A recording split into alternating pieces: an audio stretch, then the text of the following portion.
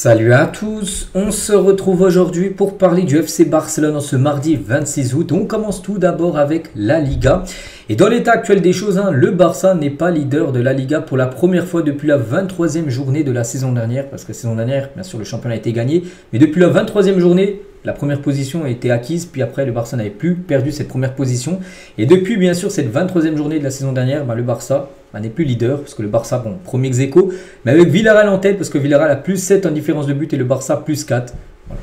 Donc après ça peut vite changer dès la prochaine journée en cas de mauvais résultat de Villarreal et en cas de bon résultat du Barça. Bien sûr le Barça pourrait déjà retrouver bien sûr sa place de leader du côté du classement de la Liga. Concernant les prochains matchs, bien sûr ça arrive, donc on est le 26, prochain match le 31, déplacement à Madrid. Pas contre le Real ni l'Atlético, mais contre le Rayo Vallecano, qui est une équipe dans la banlieue de Madrid. Ça sera un déplacement compliqué. Ce sera l'image un peu du match contre Levante. C'est une équipe vraiment redoutable à domicile, le Rayo Vallecano. Donc après, bien sûr, il y aura la trêve internationale, tout ça. Avec Valence, bien sûr, peut-être le retour au Camp Nou. Bon, pour l'instant, on est encore très loin. Retafe, Oviedo, tout ça.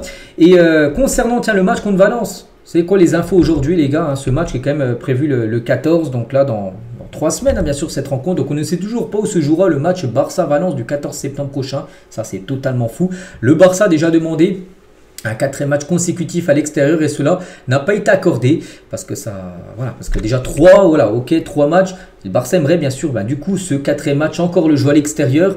Tous ces matchs là après du coup seront à domicile sur la phase retour. Mais la Liga pas très chaud. C'est pour ça qu'il faudra peut-être trouver un stade de secours, j'en sais rien. Montjuic, oui ça peut être une option. Peut-être le stade de Gérone, j'ai pu voir, peut être une option pour accueillir le match Barça-Valence. On ne sait toujours pas. C'est vrai que c'est quand même très problématique. Vivement gros que ce Camp Nou soit rénové et qu'il n'y a plus de problème bien sûr avec le stade. Concernant aussi les maillots, et ça c'est un problème surtout pour Nike. Pourquoi? Parce que Nike, bien sûr, sponsor du Barça. Et Nike est contrarié par la situation du maillot du Barça. L'équipe n'a pas été en mesure de porter l'un de ces 3 nouveaux maillots de cette saison lors des matchs officiels. Il y a eu 2 matchs officiels cette saison. Donc Mallorca-Levante, les 2 ont été joués avec le maillot vert. Le maillot vert, c'est le maillot la saison dernière version extérieure. Et Nike, les gars, qui payent beaucoup d'argent bien sûr pour être le sponsor du Barça. Donc Nike a dévoilé 3 maillots et pour l'instant, aucun n'a pu être porté. Et pour Nike, bien sûr, ils veulent que bien sûr le Barça porte les maillots. Comme ça, les gens ont envie d'acheter les nouveaux maillots de la nouvelle saison, même si le Barça en a déjà vendu beaucoup, bien sûr.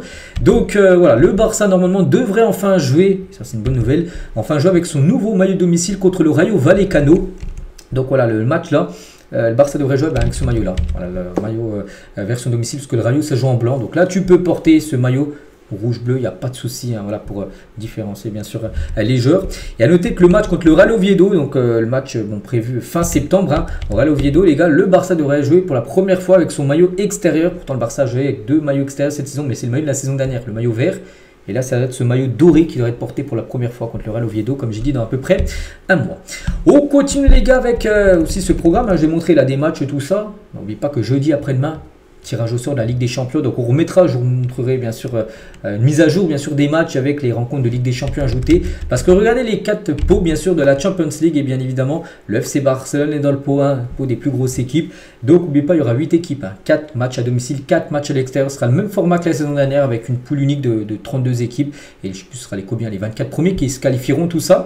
Donc le Barça aura 2 équipes du point. Donc je pense qu'il faut éviter le PSG, tu peux pas jouer le Real, c'est un club espagnol, mais je pense qu'il faut éviter le PSG, il faut éviter peut-être le Bayern, Liverpool, toutes ces équipes-là. Il y aura une équipe à domicile, une équipe à l'extérieur, pareil dans le pot 2, je pense des équipes à éviter. Arsenal, qui est quand même un gros morceau Arsenal, le Benfica, l'Atalanta, tout ça pour moi sont des équipes bien sûr redoutables qu'il faudra éviter. L'Atlético, tu peux pas les jouer vu que c'est un club bien sûr espagnol, tu peux pas les avoir en phase de poule. Donc dans le pot 3, des équipes à éviter, il y a des équipes coriaces comme Naples, comme le Sporting, comme Tottenham, qui sont des redoutables équipes, et aussi dans le pot 4, je vois du Newcastle. Je vois l'AS Monaco, que le Barça va affronter saison dernière. Donc concernant bien sûr cette Champions League, on en saura beaucoup plus bien sûr après-demain. Là, le tirage au sort sera effectué 18h, le tirage au sort jeudi soir. Concernant les unes à Mundo Deportivo Sport, c'est le moment de les montrer, je vous montre tous les jours, on va le montrer là. Donc tout d'abord, Mundo Deportivo, ça parle de ça, donc tout le monde est gonflé à bloc. C'est la une bien sûr de ce journal. Et l'autre une parle plutôt du Camp Nou, voilà, parce que je lisais là Inaki Peña, je lisais ça, mais Inaki Peña va être vendu pour enregistrer Szczęsny, on en parlera après, mais c'est surtout le Camp Nou à la limite, parce que voilà, hein, par rapport à ce match contre Valence, est-ce que ça sera possible ou non de revenir dans ce stade, et ça fait encore parler hein, dans les journaux bien sûr espagnols. Et concernant ce Spotify Camp Nou, donc à partir de demain, les auditeurs de la municipalité de Barcelone commenceront les opérations d'inspection et de visite au Spotify Camp Nou, donc ce sera les gens qui inspectent et ceux qui donnent le feu vert si un match peut être accueilli bien sûr dans le stade. Donc voilà, pour s'assurer que les travaux ont été réalisés correctement, pour voir s'il n'y a pas de faille, bien sûr si tout est ok, et aussi conformément aussi aux normes de sécurité, parce que bien sûr il faut que les inspecteurs qui viennent visiter le Camp Nou disent voilà, tout est ok, tout est dans le vert par rapport aux sécurités, parce que s'il y a des choses qui ne vont pas, ça peut mettre en danger bien sûr les spectateurs. Donc il faut que tout ça soit ok pour que le club du FC Barcelone accueille des matchs de nouveau bien sûr du côté du Camp Nou. Donc à partir de demain, ces inspecteurs viennent du côté du Camp Nou, donc on en saura beaucoup plus là dans les prochains jours bien évidemment. On va parler d'Hansi Flick les gars, et c'est mérité hein. Donc il a été élu meilleur entraîneur du monde en 2025 par le journal Bild. Donc oui, d'autres entraîneurs auraient pu le gagner, par exemple l'ancien entraîneur du Barça Luis Enrique aurait pu le gagner. Bon, il le gagne, c'est pas non plus un scandale. Bon, après, c'est un journal allemand, Bild. Hein. Hansi Flick est allemand. Voilà, bon, félicitations bien sûr au coach hein, bien sûr du FC Barcelone. Et Hansi Flick, hein, je crois que ce qui me motive vraiment, c'est de voir les joueurs tous les jours et de rester en contact permanent avec eux. C'est la chose la plus importante pour moi. Donc voilà ce qu'il a pu dire lors de cette cérémonie où il a pu recevoir ce prix tout simplement. Hansi Flick.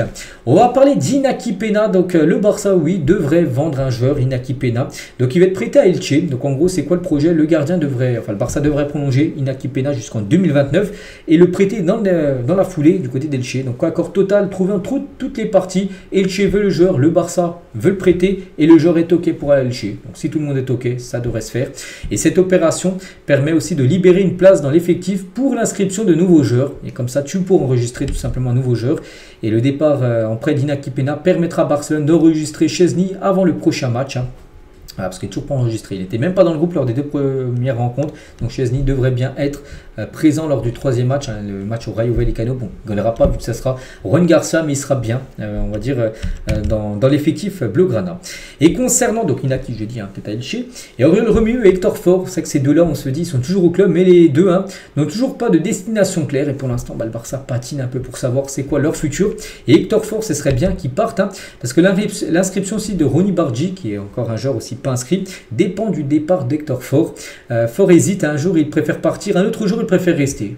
Il danse avec les deux pieds, donc un coup il veut partir, le lendemain il veut rester, sur le lendemain il veut repartir. Donc voilà, actuellement la situation d'Hector Ford. Mais s'il venait à partir, ben, ça faciliterait on va dire l'inscription du joueur suédois, bien sûr Ronny Bargi. On va parler de ce tout jeune joueur les gars, donc c'est un attaquant camerounais Eta et Young. Hein. Il joue du côté de Villarreal et le Barça envisage de lever la clause libératoire de ce tout jeune attaquant de 21 ans. Donc il a une clause libératoire fixée à 10 millions d'euros. L'objectif serait de l'acheter, tu lèves l'option d'achat, et ensuite de le prêter directement à un autre club de Liga pour qu'il puisse avoir un peu de temps de jeu, mais il appartiendrait bien sûr au FC Barcelone. L'Éventé et le Real Oviedo sont intéressés par un prêt du Camerounais. Donc voilà en gros le projet peut-être du Barça par rapport à ce joueur. 21 ans, un joueur pour le futur surtout. On sait que Lewandowski devrait partir l'année prochaine du FC Barcelone. Il pourrait peut-être débarquer au club pour être peut-être la doublure du nouveau numéro 9 qui aura du côté du Barça. Est-ce que Ferran Torres restera? Est-ce que Alvarez aussi, l'attaquant pour l'instant de l'Atlético, arrivera? Parce qu'on sait qu'il y a des rumeurs concernant ce joueur pour remplacer Lewandowski l'année prochaine. Donc voilà, concernant ce joueur, on va suivre de près bien sûr son dossier. Malgré des offres, ni Fermín López ni Casado n'ont l'intention de quitter Barcelone cet été. Mais un journaliste, il parle surtout de Fermín López, hein. Ravi Giorgetti, il y a dit, hein, je ne veux pas qu'il parte, hein, bien sûr Fermín López, lui, le journaliste souhaiterait qu'il reste, hein, bien sûr du côté du Barça, mais il ne comprend pas en gros comme des clubs comme Tottenham, en gros, qui ne vont pas chercher ce joueur. Il a dit, mais vu que Tottenham hein, cherche désespérant un milieu offensif, hein, ils ont essayé Eze, il est parti à Arsenal, Gibbs White, il n'est pas venu, hein, il a prolongé à Nottingham Forest, Nico Paz, il voulait, c'était un nom bien sûr de Como. Il propose à chaque fois plus de 60 millions d'euros pour chacun de ces joueurs-là, donc on se dit, voilà, je ne comprends pas pourquoi ils n'ont pas montré encore d'intérêt pour Fermín López. À quel point le marché des joueurs du Barça est sous-évalué. Fermín hein, serait une excellente signature pour Tottenham, certainement. Bon, pour l'instant, le joueur ne devrait pas partir, mais ce journaliste ne comprend pas en gros pourquoi un club anglais comme Tottenham, qui a beaucoup d'argent, qui peut poser 60 millions, se positionne pas bien sûr sur Fermin, mais de toute façon hein, il restera du côté du FC Barcelone. On va parler de Robert Lewandowski, donc a travaillé très dur à l'entraînement là ces derniers jours. Il se sent prêt à débuter contre le Rayo, lui qui n'a pas débuté un match. Il avait joué la fin de match hein, bien sûr contre contre les Vantés bien sûr ce week-end. Il avait été forfait lors du premier match contre Mallorca, mais voilà, ce troisième match il se sent prêt à démarrer titulaire. On verra, ce sera lui ou Ferran Torres. On n'oublie pas que Ferran Torres a été buteur quand même il y a quelques jours. Est-ce qu'il va changer ses plans? Hansi Flick, en tout cas, Ferran hein, s'est discrètement imposé comme l'héritier de Lewandowski. Avec 2 buts en 2 matchs, hein, il prouve qu'il peut mener la ligne bien sûr d'attaque. À 25 ans, il fait preuve de maturité, de travail et d'efficacité, ce qui donne confiance au Barça. Pendant que Deco étudie le remplacement à long terme du numéro 9, bien sûr, dans le futur, pour remplacer Lewandowski. Mais c'est vrai que pour ce prochain match, qui devrait commencer titulaire? C'est vrai que ça, c'est une bonne question. Est-ce que Lewandowski doit retrouver sa place dans le 11 ou garder Ferran Torres? 2 matchs de but, hein, ce début de saison.